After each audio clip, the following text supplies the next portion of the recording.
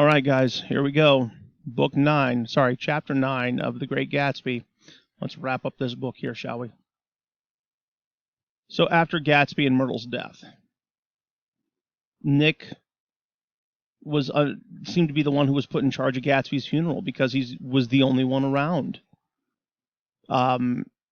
Michaelis, the Greek restaurant owner, got up on the stand and said that Wilson had suspicions that his wife was having an affair.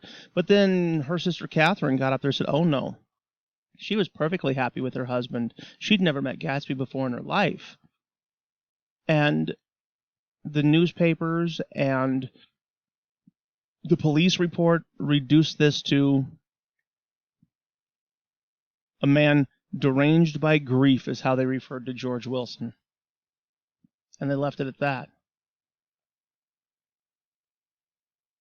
So Nick tries to make arrangements for Gatsby for his funeral.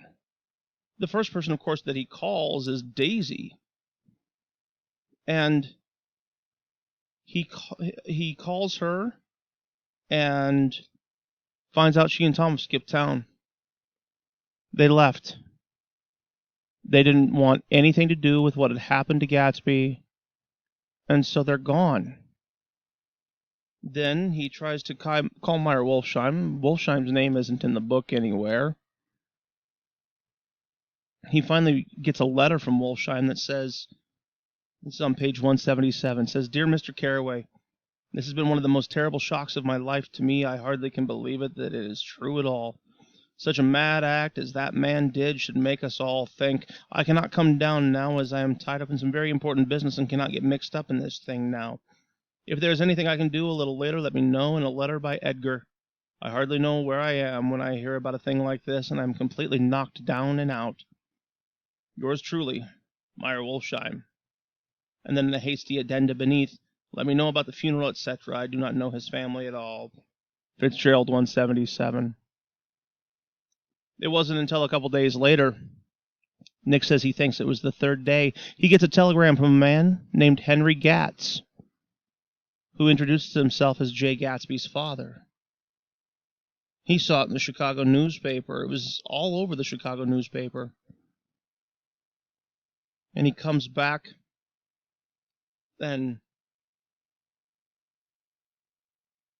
talks about his son and refers to him as Jimmy. And he still sees his son as a young man filled with unlimited potential. So Nick continues to make funeral arrangements, and he actually goes up to Meyer Wolfsheim's office. And the secretary says, Mr. Wolfsheim's not here, he's gone to Chicago. And he's like, please say Mr. Carraway wants to see him. Well, I can't get him back from Chicago, can I? And at this moment, a voice unmistakably Wolfsheim's called, Stella! From the other side of the door. Leave your name on the desk, she said quickly. I'll give it to him when he gets back. But I know he's here. She took a step toward me and began to slide her hands indignantly up and down her hips. You young men think you can force your way in here any time, she scolded. We're getting sick and tired of it. When I say he's in Chicago, he's in Chicago. And then he mentions Gatsby. And she quickly ushers him in to see Wolfsheim, who he knew was here all along. And Wolfsheim says, I can't get mixed up in this. When a man gets killed, I never like to get mixed up in it in any way. I keep out. When I was a young man, it was different. If a friend of mine died, no matter how, I stuck with him to the end. You may think that's sentimental, but I mean it, to the bitter end. Let us learn how to show our friendship for a man when he is alive and not after he is dead, he suggested. After that, my own rule is to let everything alone. Fitzgerald 183. Wolfsheim refuses to get involved.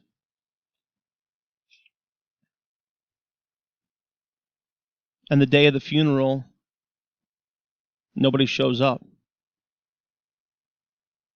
And they wait, and the Methodist minister finally says, listen, I got to get going.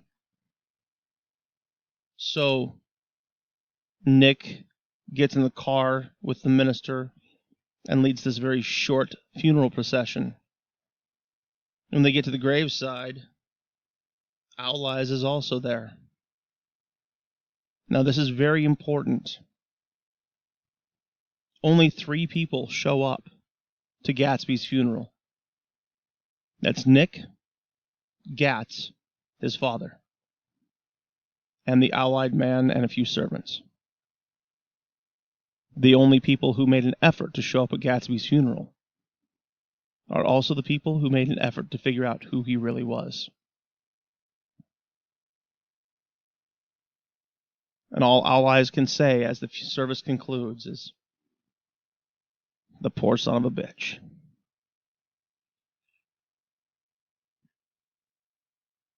So Nick remembers his Middle West. The cold snows and the dimming lights away from the towns, the long stretches of darkness. He says, "That's my Middle West." And he says, "See, I see now that this has been a story of the West after all. Tom and Gatsby, Daisy and Jordan and I, we are all Westerners, and perhaps we possess some deficiency in common, which made us subtly unadaptable to Eastern life." So Nick makes the decision to go home. He says, "The East is haunted for me now, distorted beyond my eyes' power of correction. So when the blue smoke of brittle leaves was in the air and the wind blew the wet laundry stiff on the line, I decided to come back home." It's Fitzgerald 188-89. He sells off all of his things, and he says, "There was one thing left to be done before I left, an awkward, unpleasant thing that perhaps had better have been left alone. But I wanted to leave things in order and not just trust the obliging and indifferent sea to sweep my refuse away." So he meets up with Jordan, talks to her. She's dressed to play golf, says she's engaged to be married. And she says, "Well, nevertheless, you did throw me over. You threw me over on the telephone. I don't give a damn about you now, but it was a new experience for me, and I felt a little dizzy for a while." She accuses Nick of being a horrible person because he broke up with her over the phone. And he doesn't quite know how to handle it, so he says, angry and half in love with her and tremendously sorry, I turned away. And he never saw Jordan again. One afternoon in late October, he saw Tom Buchanan.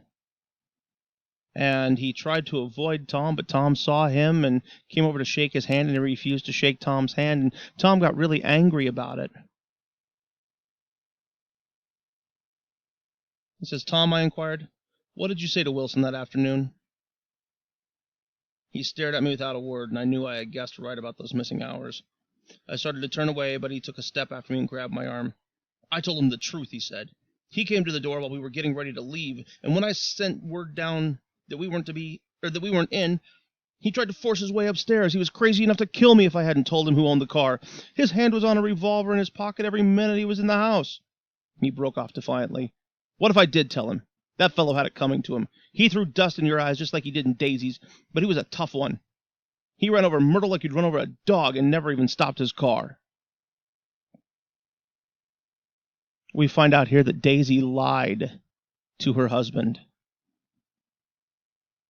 That she never told him she was the one driving the car. And he thought it was Gatsby all along.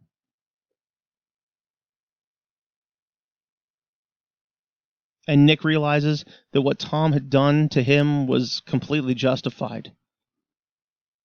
And in the end, he shakes Tom's hand and he walks away. Nick spends his last night in the city, laying on the beach outside Gatsby's abandoned house. The grass has grown up. The lights are all off.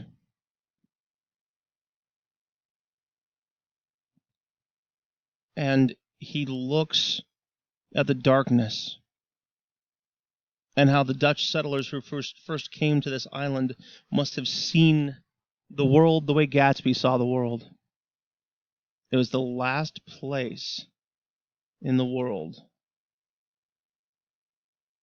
that was vast enough for their hopes and dreams. Page 193. And as I sat there brooding on the old unknown world, I thought of Gatsby's wonder when he first picked out the green light at the end of Daisy's dock. He had come a long way to this blue lawn, and his dream must have seemed so close that he could hardly fail to grasp it. He did not know that it was already behind him, somewhere back in that vast obscurity beyond the city, where the dark fields of the Republic rolled on under the night. Gatsby believed in that green light, in the orgastic future that year by year recedes before us. It eluded us then, but that's no matter. Tomorrow we will run faster, stretch out our arms farther, and one fine morning. So we beat on, boats against the current, borne back ceaselessly into the past. Nick realizes that Gatsby felt he could recapture the past. He felt that all he had to do was run a little faster, stretch out his arms a little farther. He didn't understand the past had already moved on without him.